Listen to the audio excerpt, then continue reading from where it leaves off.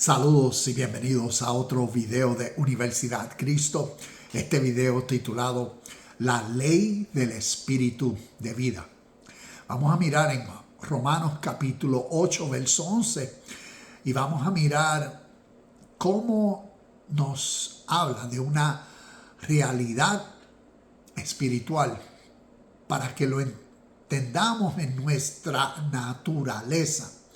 Y veamos cómo desde la historia nos cuenta lo que sucede dentro del ser humano cuando el espíritu de la vida es presente. Entonces vamos a comenzar Romanos capítulo 8, verso 11. Lo tengo aquí y dice: y si el espíritu de aquel que levantó a Jesús de entre los muertos vive en ustedes, el mismo que levantó a Cristo de entre los muertos también dará vida a sus cuerpos mortales por medio de su espíritu que vive en ustedes. Entonces, algo que desde que comencé este canal Universidad Cristo, desde el primer video, he querido compartir estas dos verdades de la historia. Primera, la historicidad de Jesús en la historia, el ser humano como tú y como yo. Y cómo ese ser humano, su vida por el Espíritu de Dios fue transformada. Y cómo entonces a través de la historia y a través de los evangelios y Nuevo Testamento nos cuentan los evangelios como parábolas, como historias, como cuentos. Nos cuentan esta realidad histórica, espiritual, para entenderse naturalmente. Lo que es cuando el espíritu de la vida vivifica, transforma, despierta, levanta, resucita, anima al ser humano, y metafóricamente hablando a través de un lenguaje figurativo, es como decir, el ser humano estaba en un estado de muerto. Ese estado a lo que se refiere, miremoslo de esta forma natural, el ser humano que está ignorante de algo. Ignorante en este caso tal vez de una realidad potente dentro de sí mismo, y que por cómo ha sido condicionado por su contexto natural, su mundo presente, su sistema sociopolítico y sus tradiciones culturales de su vida, su tradición familiar, religiones, todo esto, cómo condicionan a la persona a que su estado presente tal vez viva por unos valores, por unos principios, por unas ideas, por unos méritos. Y en esa conciencia y mentalidad puede estar totalmente ignorante de algo más significativo.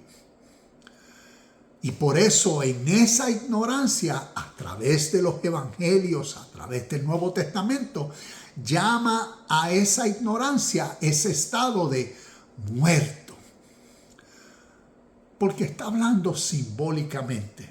Y por eso, como nos dice el verso, y miremos este versículo con unos nuevos lentes para que nos ayude a crecer en verdades espirituales, verdades de nuestra vida natural, pero verdades de la vida natural de todo ser humano a través de la historia. Volviendo a leer el versículo, nos dice: y si el espíritu de aquel que levantó a Jesús de entre los muertos. Miremos que Jesús en la historia, Jesús el ser humano como tú y como yo, Jesús que nació como judío y en su tradición y religión y su cultura étnica tenían sus ideas. Por eso tenían lo que nosotros llamamos hoy su Viejo Testamento, su Testamento. Nosotros lo llamamos Viejo Testamento. Pero ellos tenían su literatura, sus enseñanzas, sus creencias. Y en esas creencias él había sido nacido e instruido. Pero después de adulto, por estos 18 años que la Biblia no menciona, miremos que basado a la historia verdadera, por miles de años existía la historia que los antecedía a los judeos hebreos. ¿Y cuál era la historia? El origen de principios espirituales que procedían del oriente, de lo que llamaríamos el viejo mundo. Y entonces miremos a Jesús en la historia que nos cuentan los evangelios, la historia de cómo un ser humano fue transformado, fue resucitado de entre los muertos, fue ahora concientizado. La ignorancia que tenía basado a cómo había sido crecido y formalizado. Había sido instruido en sus tradiciones, pero era ignorante de historias y de sabiduría espiritual que lo antecedían por muchos, muchos años.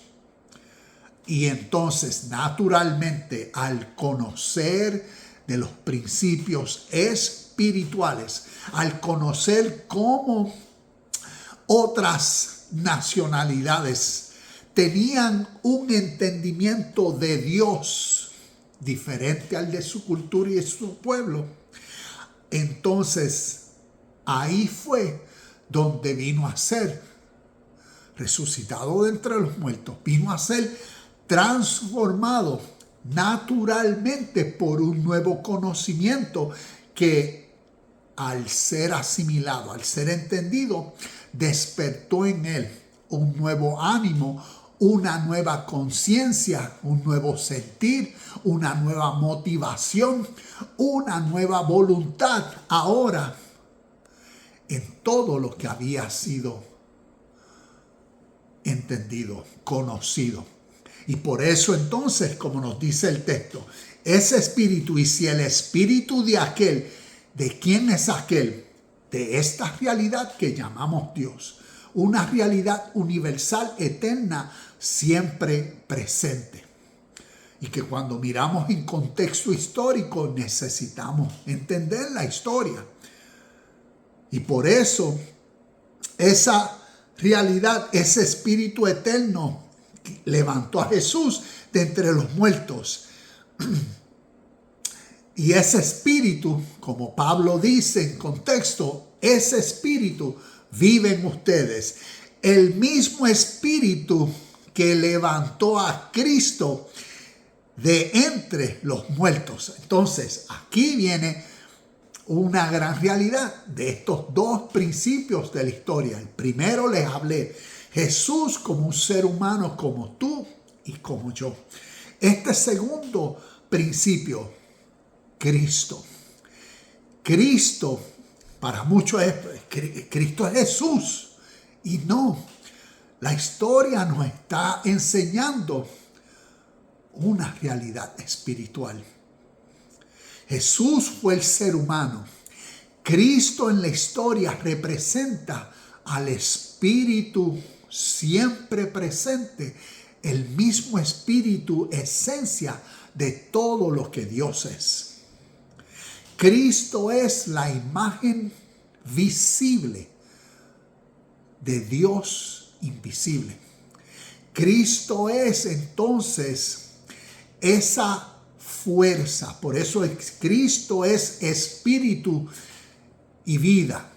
Como Juan capítulo 6, verso 63 dice, mis palabras son espíritu y son vida. Cristo representa esa fuerza que vivifica, que anima, que despierta, que motiva esa nueva voluntad dentro del ser humano. Entonces, a través de los evangelios, como parábolas, como cuentos, nos enseña la historia de cómo Cristo en Jesús estaba siendo personificado Cristo, el Espíritu de Dios, el unigénito Hijo de Dios, en la vida de Jesús. Y por eso vemos la historia de Jesús, una historia sobrenatural, para que esa historia sea el ejemplo de lo que sucedería entonces siempre en el contexto del ser humano cuando Cristo, cuando ese espíritu de la vida es reconocido dentro de uno. Por eso en las parábolas, cuando Jesús hablaba, el reino de los cielos es como un tesoro escondido. ¿Ves? Porque el tesoro estaba escondido, refiriéndose a que dentro de cada ser humano existe un potencial y una realidad.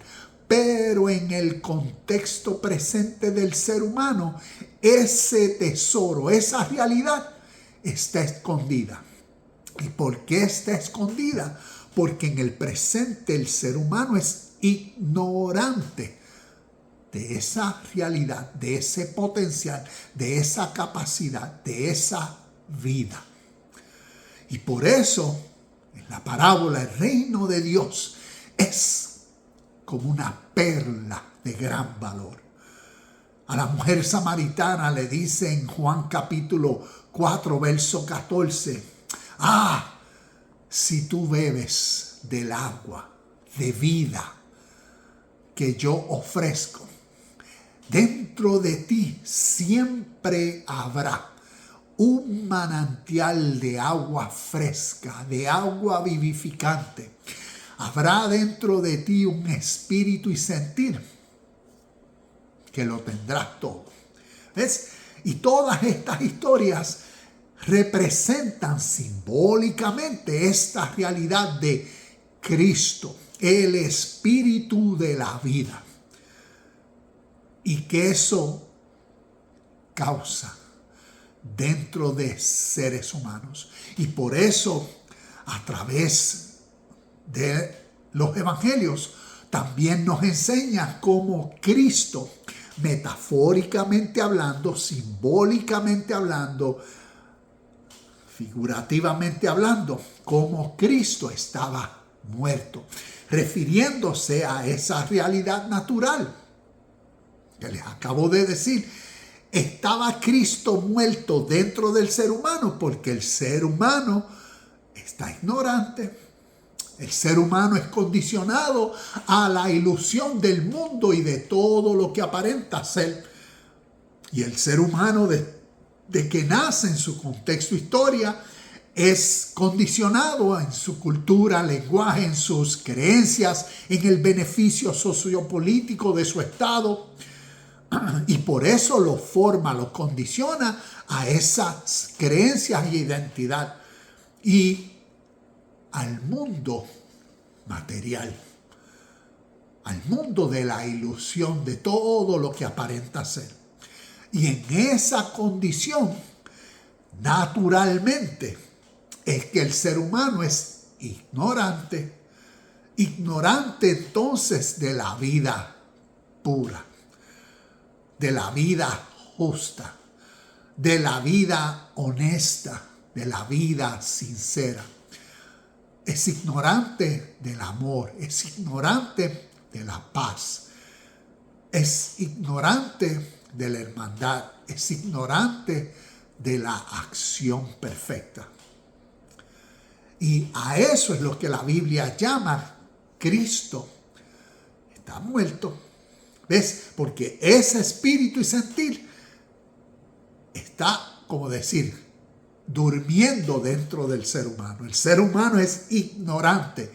Y por eso entonces, como nos dice el verso, ¿quién levantó a Cristo de entre los muertos? Pues el poder de Dios. Porque nos está contando una grandiosa historia. Nos está contando lo que sucede dentro del ser humano cuando el ser humano es vivificado. ¿Qué eso quiere decir? Cuando el ser humano es concientizado de esa realidad interna.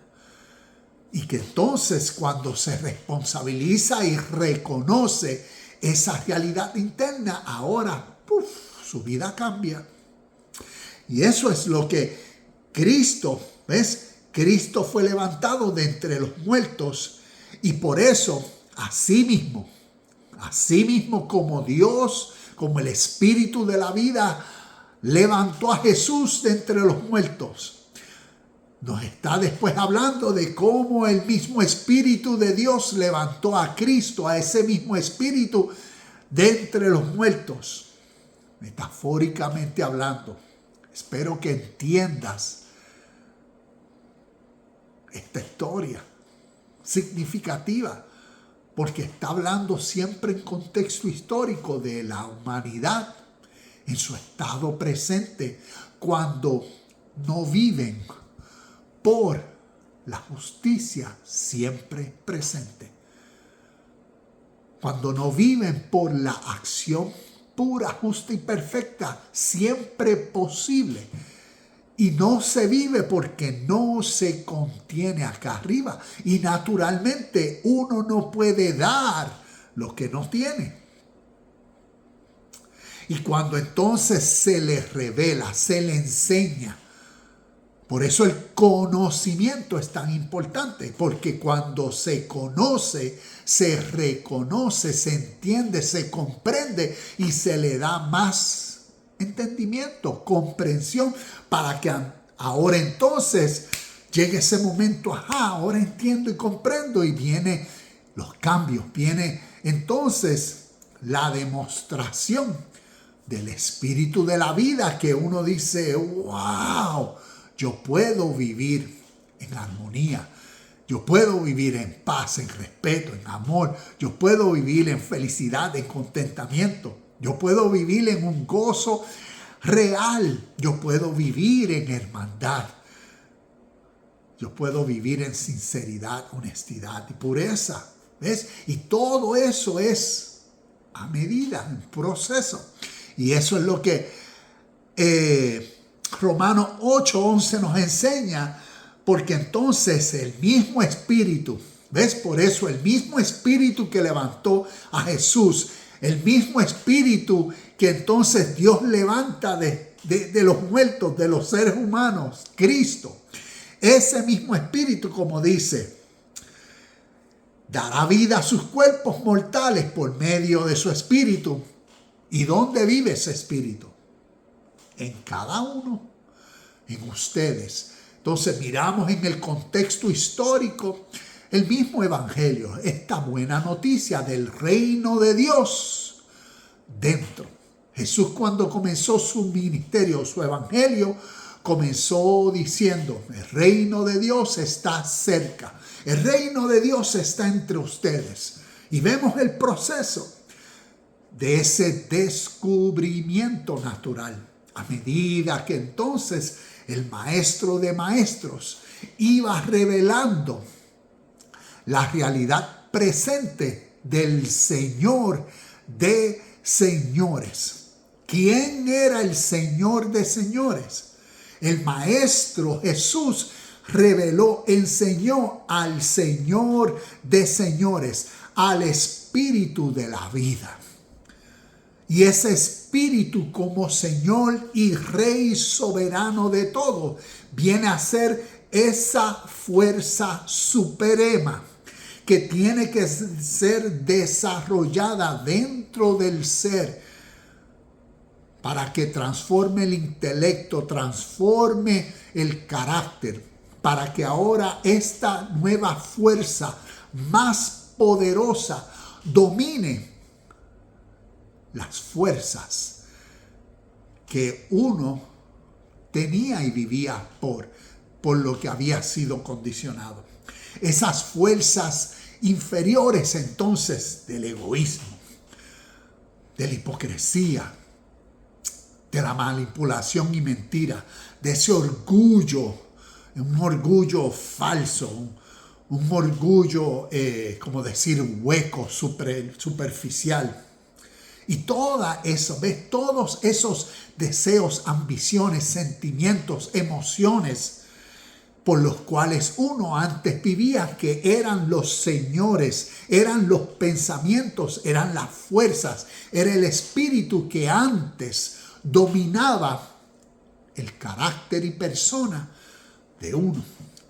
Pero ahora, a través del Evangelio, tanto a través de la historia como hasta nuestro presente, el Maestro de maestros, Jesús en la historia, enseñó, demostró con su vida al Señor de señores, al Espíritu de la vida eterna, al unigénito Hijo de Dios, al Espíritu de Dios dentro del hombre.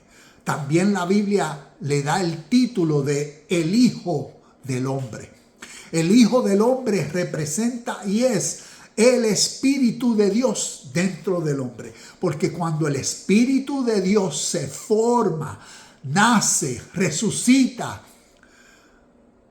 vivifica al hombre, es en ese momento que todo cambia.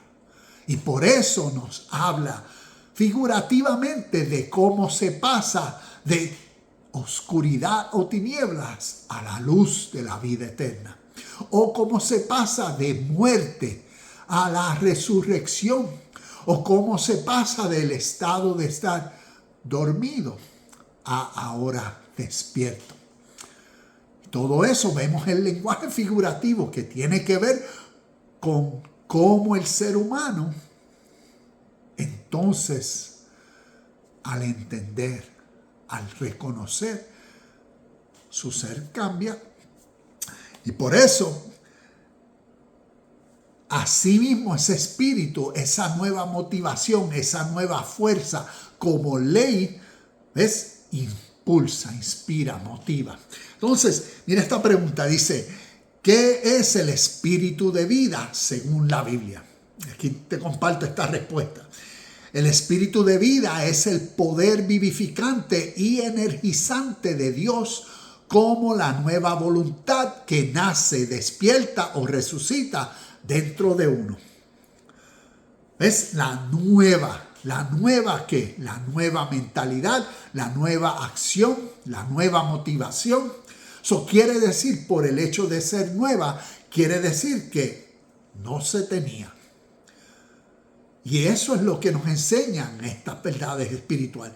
Cuando no se tenía el conocimiento y entendimiento, revelación, entonces se vivía en ese estado de muerte, de ignorancia. Y por eso se vivía hipócritamente, superficial. El enojo era la mayor fuerza del día de uno y siempre estaba. Y todas esas características de los atributos de la carne, lo que la Biblia llama la carne, cuando el ser es dominado por esa naturaleza egocéntrica, la carne y los deseos de la carne y las pasiones y todo eso, porque se era ignorante del espíritu de la vida. Y por eso, lo que comenté, ¿qué quiere decir que la palabra es espíritu y vida? Comparto. El verbo, según Juan capítulo 1, cuando miramos Juan capítulo 1, versos del 1 y 2, pero versos del 1 al 5 significativo. Pero en el verso 1, ¿qué nos habla? La palabra. Nos habla del verbo. El verbo que viene a ser la acción, y te comparto, el verbo.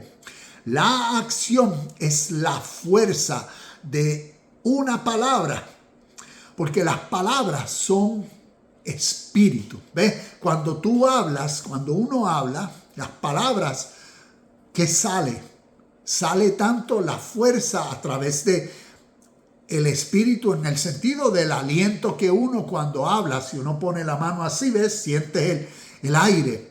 Y esa fuerza, ¿ves? Las palabras, cada palabra tiene definición. Por ende, la definición de cada palabra, cuando claramente es entendida, entonces causa dentro de uno la fuerza de la palabra, el espíritu de la palabra, la acción de la palabra. Por eso Juan capítulo 1 nos habla del verbo, Cristo, la fuerza motivadora que siempre a través de la historia es presente.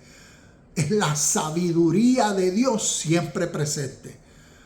Entonces, pues por eso el verbo, la acción, la fuerza de una palabra son espíritu y son vida siempre presente. Lo que significa que las palabras de Dios dan vida y continúan dando vida. Juan capítulo 4, verso 14. Lo voy a leer y dice: pero todos los que beban del agua que yo doy no tendrán sed jamás. Esa agua se convierte en un manantial que brota con frescura dentro de ellos y les da vida eterna. Y de esto había hablado, pero vemos cómo simbólicamente, metafóricamente hablando, agua de vida, manantial. ¿Qué representa eso? Representa entonces lo que el entendimiento causa para dirigir ahora a una persona y su nueva voluntad, su nuevo enfoque, su nueva dirección, su nuevo caminar. Que ahora ha despertado dentro de sí todas las riquezas, el valor de la perla. Ahora lo entendió, lo consiguió, se le reveló. Ahora el valor de ese tesoro escondido lo encontró dentro de sí. Y es el ser humano que a través de la vida, a través de todo lo que la vida presente es, a través del mundo presente y su sistema con todo lo que ha creado, que es la ilusión o que representa todo lo que aparenta ser. Es el ser humano que dentro de ese mundo, dentro de ese sistema, camina y vive en el espíritu de la vida, en el espíritu de la felicidad, en el espíritu de la libertad, en el espíritu de la seguridad y de la paz. Y en ello vive, en ello es y en ello crece. Porque la vida es la práctica en Dios, en el espíritu de la vida, hacia la perfección. Sed pues perfecto como vuestro Padre es perfecto. Mateo 5:48. La vida nos presenta diariamente la oportunidad en experiencias de muchas formas para la perfección. Para en la práctica seguir dando al blanco, dando a la mira, porque el espíritu que es dentro de nosotros es el mismo espíritu de la vida. Y al ser entonces uno consciente de esa realidad como ley presente, entonces por esa ley de vida es la motivación, inspiración hacia toda acción. Romanos, aquí tengo otros versículos, Juan 7, 38 y 39. Vamos a leer Juan 7, 38 y 39. Dice 38 y 39, dice: todo el que crea en mí puede venir a mí. Todo el que crea en mí puede venir y beber, pues las escrituras declaran: de su corazón brotarán ríos de agua viva. Con la expresión agua viva se refería al Espíritu, el cual se le dará a todo el que creyera en él. Pero el Espíritu aún no había sido dado porque Jesús todavía no había entrado en su gloria. No había entrado en su gloria, perdón. Y otro de los versículos que quería leer es Juan 14, 17. Juan 14, 17 nos dice: 17 dice, me refiero al Espíritu Santo, quien guía a toda la verdad. El mundo no puede recibirlo porque no lo busca ni lo reconoce, pero ustedes sí lo conocen porque ahora Él vive en ustedes. O dice, pero ustedes sí lo conocen porque ahora Él vive con ustedes y después estará en ustedes. So vemos que en contexto histórico nos está diciendo esta realidad. El mundo no lo busca, refiriéndose al mundo en el contexto histórico, aquellas personas en el contexto, a quienes, a los judíos hebreos, que Jesús vino a ellos, y ellos porque estaban en su mundo, en el mundo de sus ambiciones, en el mundo de que querían un rey sociopolítico que viniera a destrozar a los romanos. Y por eso las fricciones, por eso las enemistades, por eso los celos, por eso todas esas, todos esos espíritus que la carne motivan dentro del ser humano, por la ambición, por el celo, por el enojo, por todas esas características, y por eso de ellos salían ese espíritu de hipocresía, de maldad, de enemistad, como lo vemos en quienes, en aquel mundo, aquellas personas que estaban arraigados a su mundo materialista y a la ilusión que en ese mundo los condicionó. Y por eso no veían corazones de piedra, no veían al espíritu de la vida, ignorantes de esa perla interna, ignorantes de ese manantial de vida fresca y de agua fresca y de agua de vida eterna. Y por eso, como nos dice el verso, no lo reconocen, pero ustedes sí lo conocen porque ahora Él vive con ustedes y después estará en ustedes. En contexto histórico vemos que Jesús, en el tiempo que Él pasó con sus discípulos, depositó al Señor de señores. ¿Ves? Los señores, ese espíritu egocéntrico, entonces fue decayendo en la vida de los seres humanos, de los discípulos que fueron creciendo al espíritu de la vida eterna. Fueron entendiendo la realidad de por qué vivir justa y puramente. Fueron entonces reconociendo el espíritu de la vida y por ese espíritu, fuerza y motivación, por ese nuevo ánimo, vivir.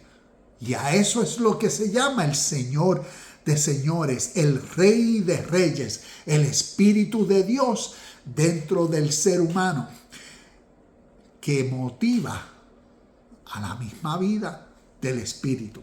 Y esa vida siempre presente. Y cuando miramos en contexto histórico, nos habla y nos enseña la misma realidad en nuestro presente.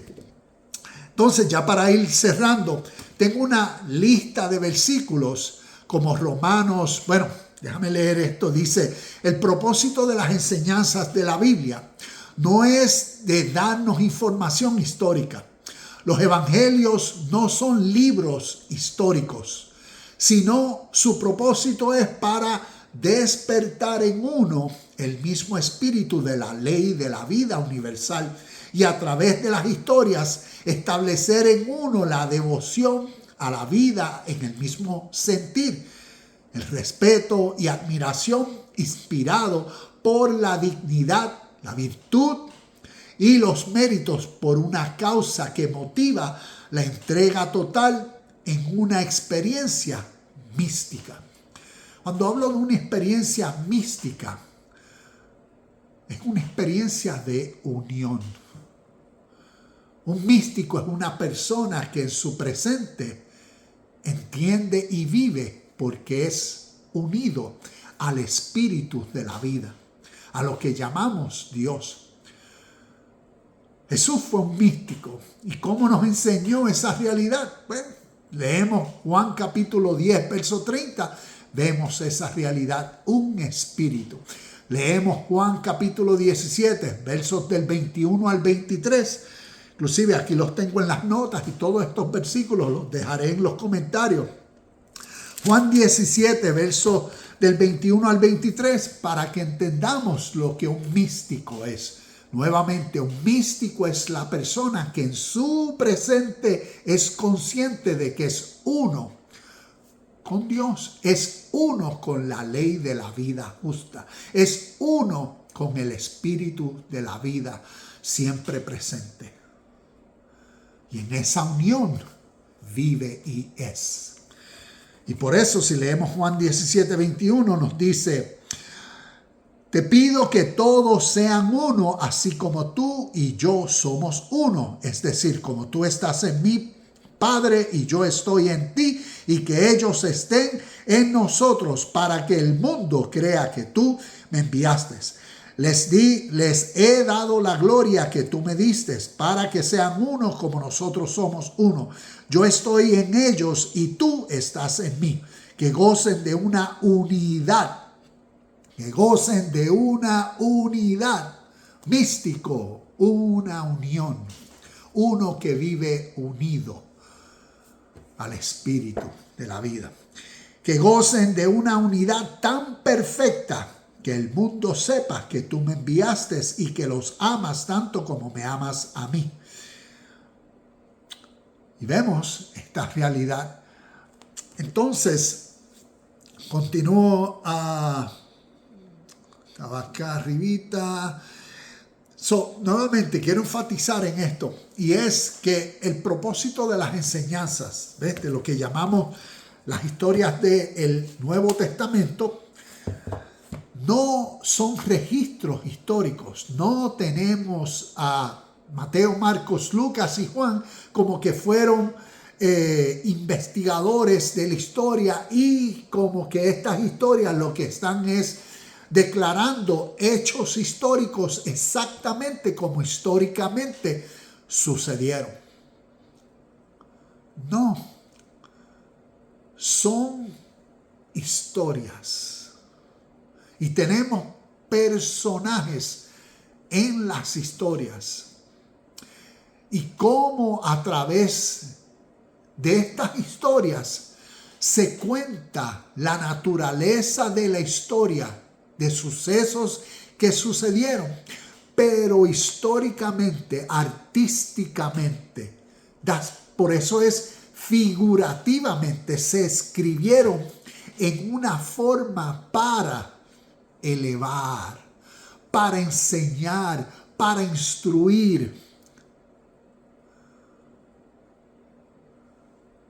La realidad del espíritu de la vida,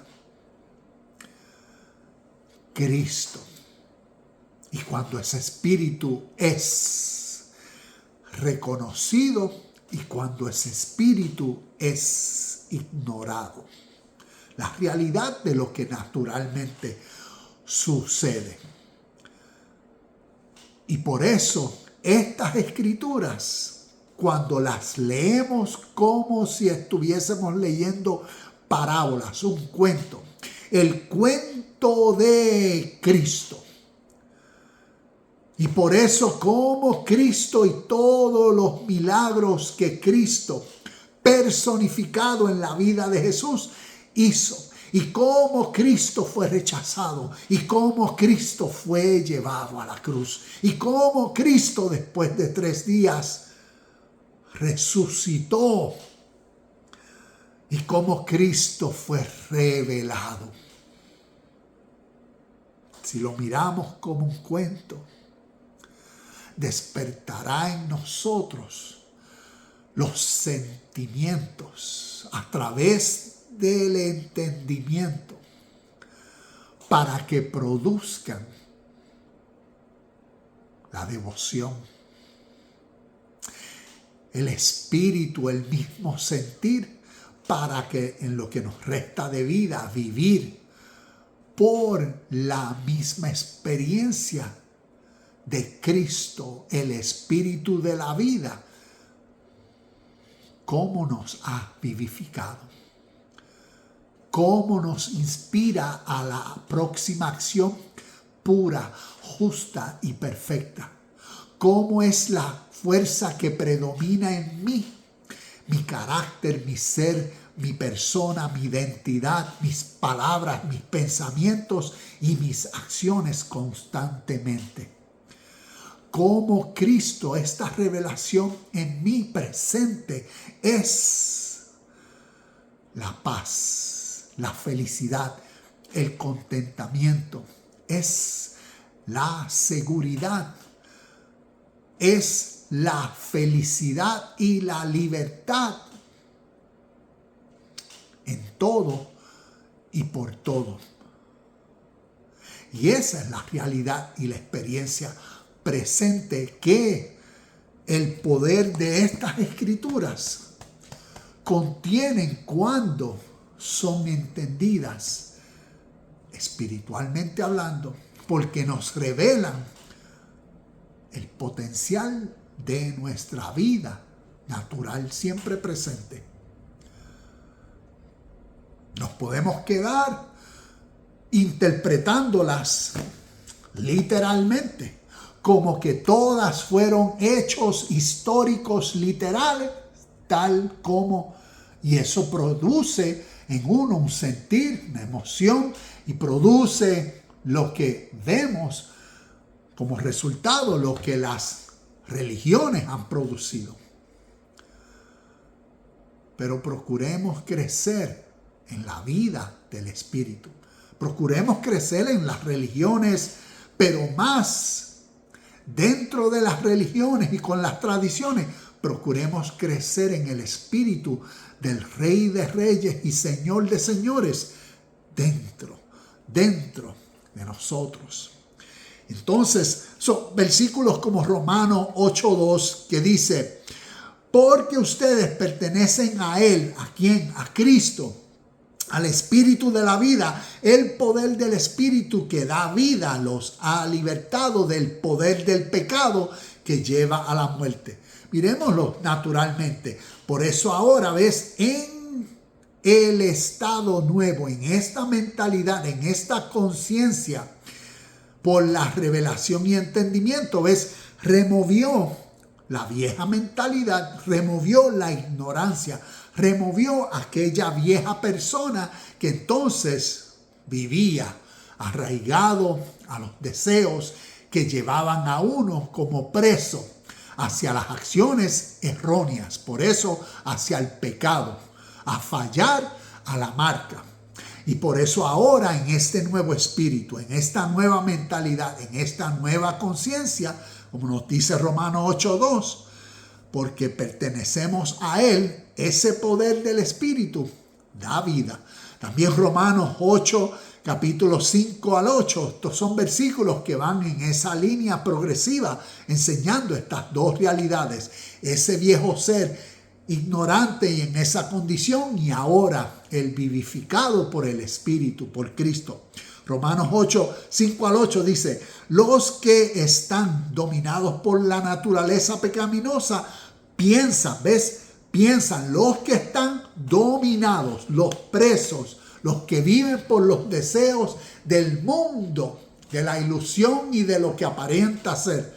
Esos esclavos en esa mentalidad, mira cómo nos dice, los que están dominados por la naturaleza pecaminosa piensan en las cosas pecaminosas, pero los que son controlados por el Espíritu Santo, ¿ves? El Espíritu Santo, la fuerza que los separa. Santo es separar. Por eso ahora una nueva conciencia santifica a uno. ¿Separa a uno de qué? De esa vieja mentalidad y conciencia.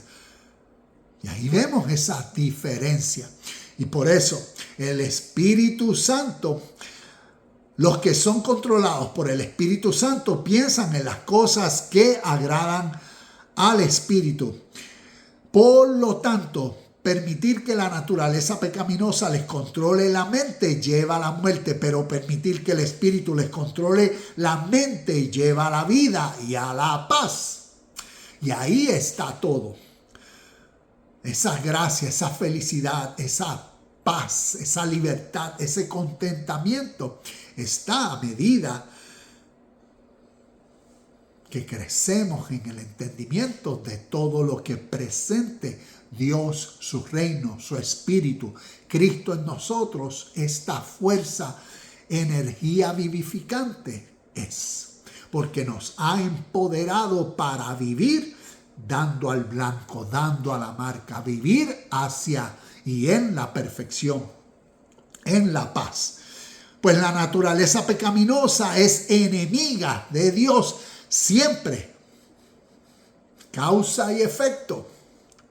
¿Qué enemistad hay o qué relación puede haber entre lo bueno y lo malo, entre lo puro y lo impuro, entre lo justo y lo injusto? Ninguna. Por eso aquí nos habla de una esencia, un espíritu, un sentir, una realidad, una ley, para que uno o vives en la misma armonía de la ley o no. Aquí está el entendimiento natural de ese gran versículo cuando nos habla de lo que es la blasfemia contra el Espíritu Santo. Es esta. Si el Espíritu Santo es la vida y es esa mentalidad en uno hacia lo justo, lo puro, lo sincero, lo verdadero, lo perfecto, pues entonces la blasfemia es cuando uno se va en contra de esa conciencia. ¿Qué nos está diciendo que es? Es la conciencia de entonces del arraigado a la carne. ¿Ves? Porque es enemistad del espíritu de la vida. Y por ende, quien se va en contra de la vida automáticamente por ley, causa y efecto, entonces vive en el espíritu y sentir deseo contrario. Ahí está la blasfemia del Espíritu Santo. Por eso esa realidad nunca es perdonada, ni en este siglo, ni en el venidero, ni nunca. Porque nos está hablando del principio natural de la vida.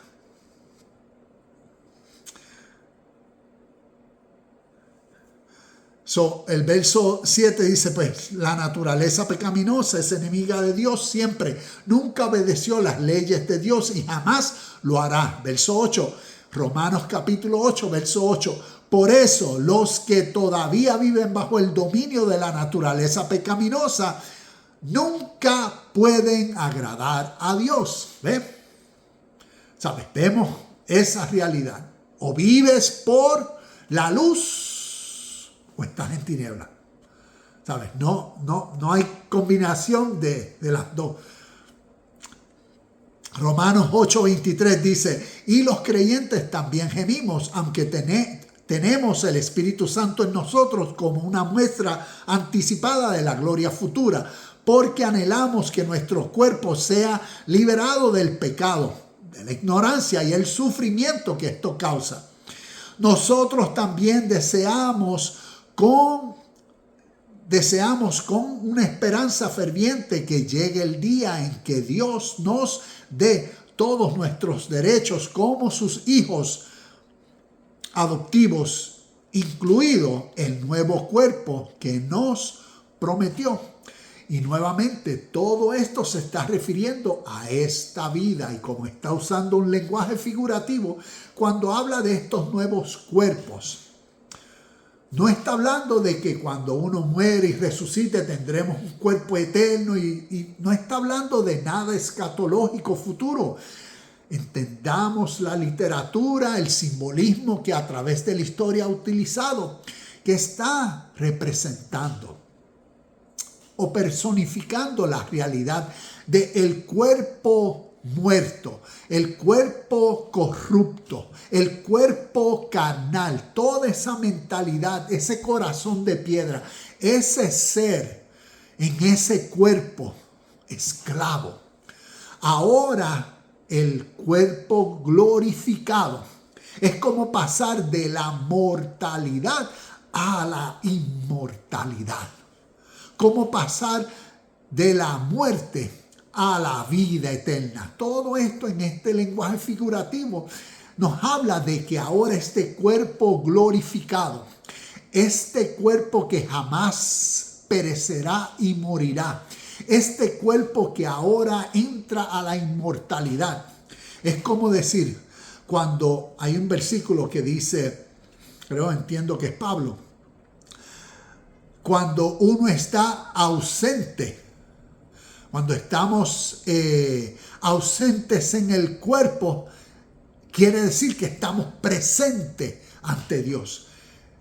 Es el mismo símbolo figurativo, porque en ese abrir y cerrar de ojos, en ese cambio, en esa transformación que sucede, como decir, en un minuto, es cuando se deja al cuerpo carnal, porque se iluminó la nueva vida del Espíritu y se resucitó, se entró al Espíritu, a la nueva voluntad que motiva la vida justa, la vida eterna, la vida en el reino de Dios. ¿Ves? Y por eso, ausentes en el cuerpo, ahora uno está presente ante Dios. Lo mismo que nos dice aquí.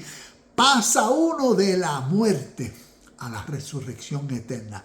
Pasa uno del cuerpo corruptible al cuerpo incorruptible. Pasa uno de la mortalidad a la inmortalidad. Y todo esto espiritualmente hablando, cuando esa transformación sucede dentro de uno. Y por eso lo glorioso que esto es, y el lenguaje figurativo que utiliza para demostrarnos esa real experiencia que el ser humano vive. Y esto, Romanos 8:23 también dice, y los creyentes también gemimos. Bueno, ahí ya leí eso. En resumen, si vamos a hablar de lo que la venida de Cristo es, la parusía, ¿ves? La venida, el regreso, tiene entonces que ver con esta realidad. Siempre va a tener que ver con el entendimiento que se obtiene. Porque el entendimiento es lo que va a causar que uno transicione de ese estado de muerte, de ese estado ignorante, ahora por el conocimiento, al estado nuevo, de la vida nueva. Y eso es lo que espiritualmente hablando es la segunda venida de Cristo. Por eso a través de los evangelios nos dice, cuando el Hijo del Hombre venga, cuando el Espíritu de Dios se forme dentro de uno, cuando esa realización suceda, ilumine, transforme la mentalidad de la vieja, de la cautiva, de la esclava, al mundo de la apariencia y la ilusión, ahora a la felicidad y la libertad que en Dios, en Cristo, en el Espíritu Santo, siempre presente es. Y por eso, Mateo 13, 41 al 43, vamos a leer antes de una hora, vamos a leer aquí Mateo 13, 41 al 43, ciertos versículos, porque esto es significativo. Mateo 13, el 41 al 43, dice 24, verso 41, nos dice, el Hijo del Hombre enviará a sus ángeles y ellos quitarán del reino todo lo que produzca pecado y a todos aquellos que hagan lo malo. Veamos el lenguaje figurativo. ¿Ves? Cuando el Hijo del Hombre venga, cuando el Espíritu de Dios es, como el Espíritu de Dios, el Espíritu Santo, el Hijo del Hombre y sus ángeles, cómo eso viene y llega a nosotros. Es figurativamente, nos está diciendo, cuando la información, cuando las enseñanzas producen en uno ese nuevo conocimiento que uno puede definir y entender. Mira las actitudes, mira lo que me motivaba, mira lo que me influenciaba a yo estar y vivir arraigado a esa vida pecaminosa, hacer lo malo. Mira mi naturaleza egoísta, cómo me predominaba. Mira mi forma de pensar, ¿ves? Eso quiere decir, como nos dice el verso 41, cuando el Hijo del Hombre enviará a sus ángeles, refiriéndose al Hijo del Hombre, el Espíritu de Dios que está en el poder que las palabras contienen, el verbo hecho carne. ¿Ves? El verbo es la acción en una palabra. Las palabras son espíritus y son vida. Son las palabras ahora.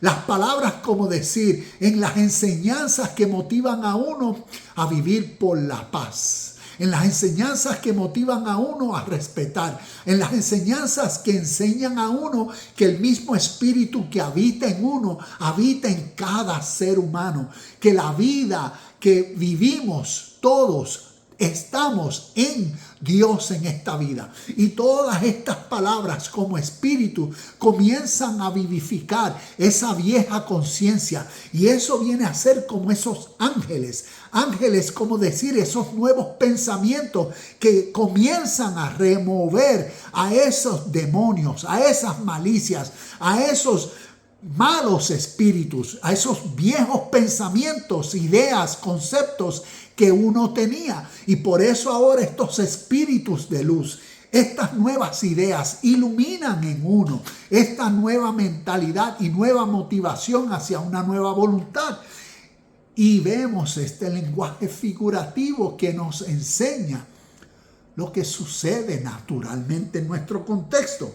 Y por eso el Hijo del Hombre enviará a sus ángeles y ellos quitarán del reino todo lo que produzca pecado y a todos aquellos que hagan lo malo.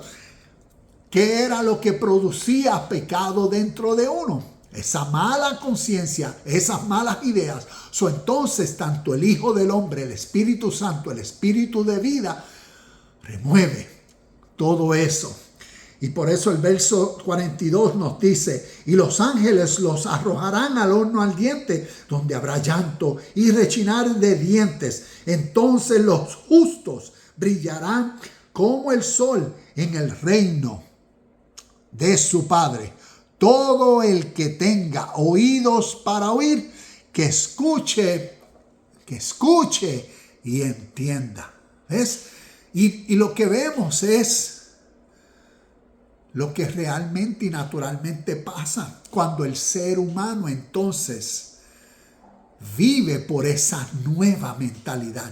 ¿Ves? En esa nueva mentalidad, figurativamente hablando, es como nos dice, son los que entran al reino del Padre. Son los que ahora viven por la paz, la justicia, el amor, la compasión, la misericordia, la hermandad, la unión, la verdad, la justicia y todas estas cualidades y características. Y también vemos exactamente lo opuesto, aquellos que deciden vivir y quedarse en su mentalidad egocéntrica, como nos dice el verso.